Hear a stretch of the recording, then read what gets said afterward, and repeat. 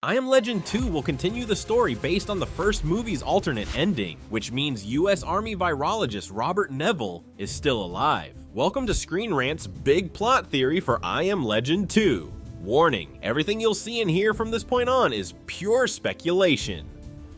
Can't go running into the dark, dummy.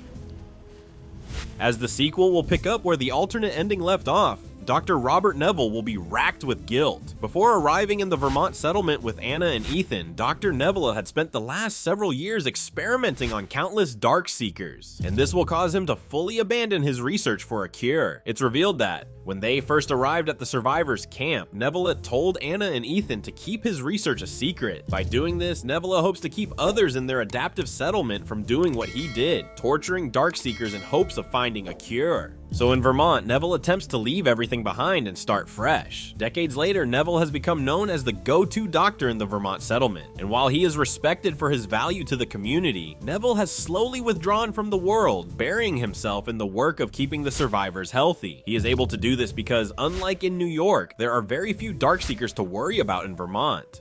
In fact, by this time, Neville has reverse engineered his cure into a vaccine, focusing on immunity for the survivors, rather than trying to save Darkseekers. As a result, the few Darkseeker bites that do occur are non-lethal, at least for members of the Vermont settlement, and since the settlement is so remote, the few survivors who find it are also the ones resourceful enough to avoid Darkseekers. Neville still knows that outside of his clinic's walls, way past the boundaries of his adaptive community, humans and Darkseekers continue to kill each other. Yet he decides to distance himself from such matters, if only for the sake of sanity and not succumbing to guilt. However, everything changes when, in the dead of night, someone knocks frantically at the clinic door. When Neville opens the door, it's a grown-up Ethan, now serving as a watchman for the settlement. "Please, Doc," Ethan says, holding an unconscious little girl bleeding in his arms. "I found her outside the boundaries. She's still breathing."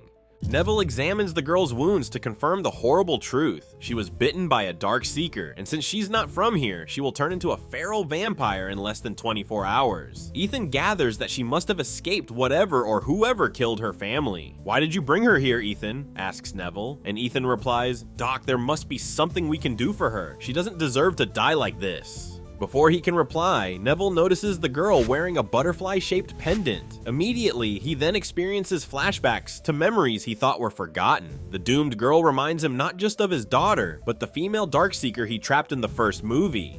"Ethan, you have to promise me one thing," Neville says. "What you're about to see will not leave this room," and Ethan nods. Neville then reveals that he hasn't fully abandoned his research after all. For decades, he has repeatedly replicated his Crippen virus cure, just enough to always have one fresh vial, in case he'd ever need it, and that time had finally come. After Neville and Ethan put the little girl on a bed of ice, Neville injects her with the potential cure, and sure enough, she begins to recover her vital signs. The cure had entered her system just in time to kill the infection. When she finally comes to, Neville asks the little girl for her name. Weakly, she responds, "It's Eve, sir." The incident forces Neville to confront crucial realities he's ignored for decades, that he can actually cure Darkseekers, and possibly deliver the world from its current post-apocalyptic state. Having used the only remaining vial of the cure on Eve, Neville decides that it's time to leave Vermont. Light up the darkness. Having earned some status in the community for her survival skills, Anna is reluctant to leave Vermont, but she knows that the people they're leaving behind can hold down the fort. Besides, they weren't going to let Neville leave the settlement alone and in secret. In the cover of night, and with Ethan carrying the still recovering Eve, the four sneak to just outside the camp, where Anna has stashed a bug-out car. Their journey to New York is mostly uneventful, save for one incident. Just as they're passing the I-91 highway in Massachusetts, the car gets a flat near an overpass. While Anna and Neville replace the tire, Ethan walks near the edge of the woods to take a leak. Unknown to them, Eve has awoken and is walking towards the overpass. When Ethan walks back, he sees Eve extending her hand to what appears to be Darkseekers hiding in the shadows. Ethan lets out a warning shot and the Darkseekers scramble back to the dark, their hissing prompting Eve to run to the car. Quickly, Anna and Neville finish replacing the tire and Anna floors it to leave the area in a hurry, wondering why Eve wouldn't be afraid of approaching Darkseekers. Especially after being bitten by one, Ethan asks, "Eve, why did you do that?" And the little girl can only reply, I have no idea. Yet this was far from the strangest thing they'll see on this journey. Once they get to New York, the ruins of the city look exactly the same as before. However, when they get near Neville's house from the first movie, Neville stops the car. He takes out binoculars to survey the landscape and then hands them to Anna. I can't believe it, Anna says to Neville, who replies, you see them too, right? They're everywhere. And Ethan chimes in, how are we getting inside your lab? Eve sniffs the air and says, someone's here. Unknown to them, several cloaked figures have emerged from the ruins to silently surround the car. These Darkseekers have adapted to their weakness to sunlight by covering up, and once they open the car doors, they quickly disarm Neville, Ethan, and Anna. The strange Darkseekers then force all 4 of them out of the car, put hoods over their heads, and transport them to an unknown location.